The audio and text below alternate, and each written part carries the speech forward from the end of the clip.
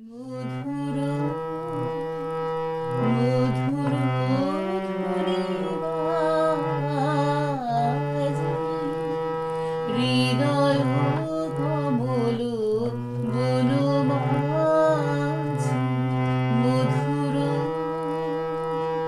মধুর মধুরে বাজে হৃদয় কমল বন মাঝি মধুর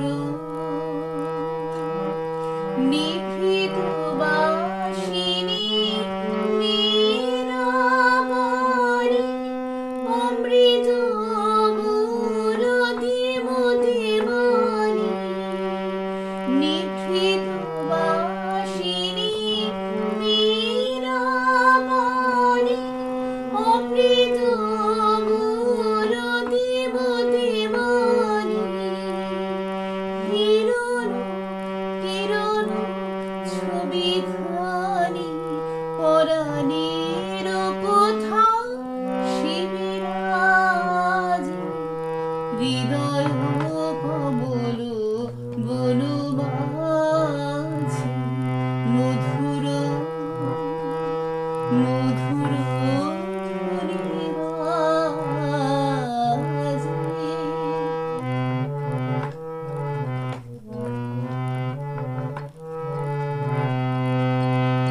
মধুরিত জাগে দিবানিশি পিকক ভরিত দিশি দিশি মধুরিত জাগে দিবানিশি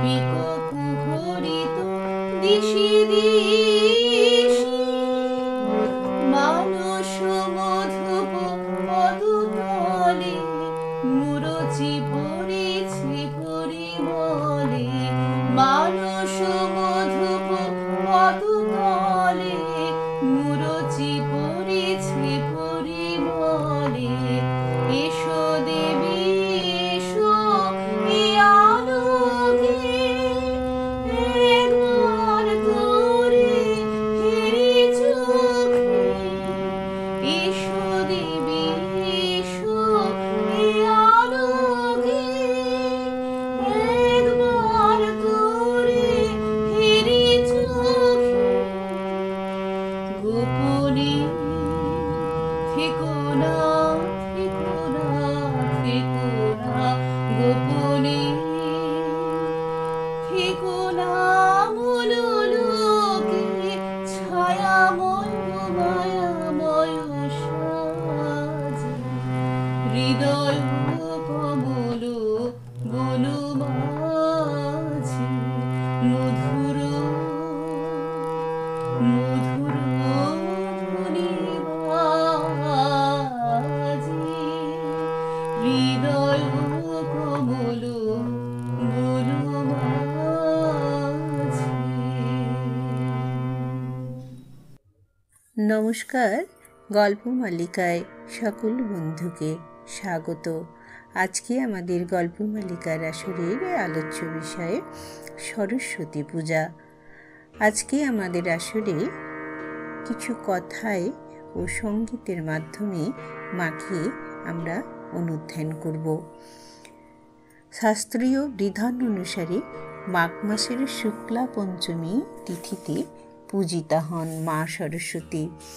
পঞ্জিকা অনুসারে একে বাসন্তী পঞ্চমীও বলা হয়। দেবী সরস্বতীর কাছে বুদ্ধি এবং জ্ঞান অর্জনের জন্য প্রার্থনা করা হয়। সরস্বতী হলেন হিন্দু ধর্মের জ্ঞান, সঙ্গীত, শিল্পকলা, বাক্য, প্রজ্ঞা ও বিদ্যা অর্জনের দেবী। সরস্বতী, লক্ষ্মী ও পার্বতী হিন্দু ধর্মে ত্রিদেবী নামে পরিচিত।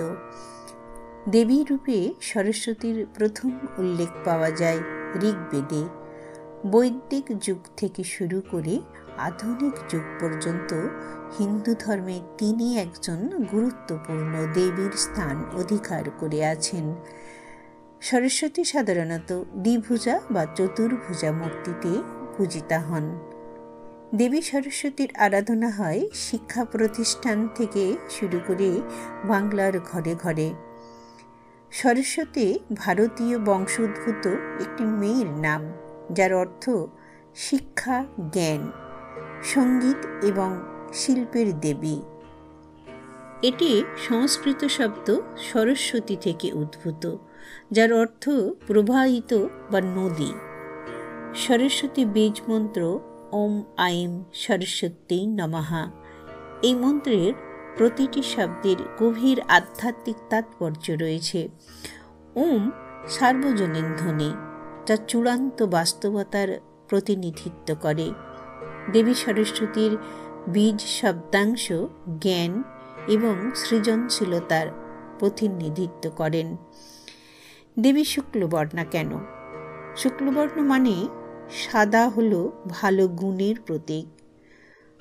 পবিত্র গীতার শ্লোকে আছে তত্র সত্যং নির্মলাতাৎ, অর্থাৎ সত্যতম রজগুণের মধ্যে সত্যগুণ অতি পবিত্র গুণ, স্বচ্ছতার প্রতীক। সংজায়তে জ্ঞানং, অর্থাৎ সত্যগুণের জ্ঞান লাভ হয়। তাই জ্ঞানময়ী সর্বশুক্লা দেবী শ্রী শ্রী সরস্বতী জ্ঞানে গুণান্বিত বলে তার গায়ের রং শুক্লবর্ণ, অর্থাৎ দোষহীন পবিত্রতার মূর্তি। আর জ্ঞান দান করেন বলেই তিনি জ্ঞানদায়িনী। বীণার জীবন ছন্দময়। সরস্বতীর সবচেয়ে বিখ্যাত বৈশিষ্ট্য হল তার বাদ্যযন্ত্র বীণা, যা সমস্ত সৃজন, শিল্প ও বিজ্ঞানের প্রতীক, এবং তার ধারণ করা হল জ্ঞান প্রকাশের প্রতীক, যা সাদৃশ্য তৈরি করে। সরস্বতী অনুরাগের সাথেও যুক্ত, যা সঙ্গীতের প্রতি ভালোবাসা এবং বাক্যে বা ছন্দময় সঙ্গীতে প্রকাশিত সমস্ত আবেগ ও অনুভূতির প্রতীক। মা সরস্বতী যে বইটি ধারণ করে আছেন তার প্রতীক হচ্ছে বেদ। একটি রাজহংস তার পায়ের কাছে থাকে। হিন্দু পৌরাণিক কাহিনীতে হংস একটি পবিত্র পাখি। হংসকে যদি দুধ এবং জলের মিশ্রণ দেওয়া হয়, হংস জল ত্যাগ করে শুধু দুধটুকুই পান করার ক্ষমতা রাখে। পাখির ওই বৈশিষ্ট্যটি জীবনের জটিলতার মধ্যে জ্ঞান অন্বেষণ, ভালো এবং মন্দের মধ্যে পার্থক্য করার ক্ষমতা, অসত্য থেকে সত্য, বাহ্যিক প্রদর্শন থেকে সারাংশ এবং অদৃশ্য থেকে চিরন্তনের রূপক হিসাবে কাজ করে। রাজহাঁসের সাথে তার যোগসূত্রের কারণে সরস্বতীকে হংসবাহিনীও বলা হয়। রাজহাঁস আধ্যাত্মিক পরিপূর্ণতার, উৎকর্ষ এবং মোক্ষের প্রতীক।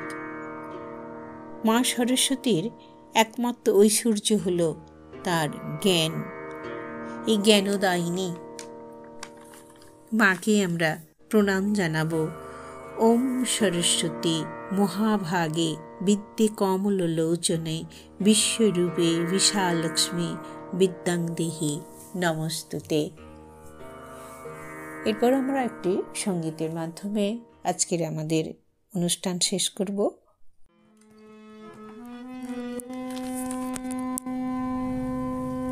শীত শত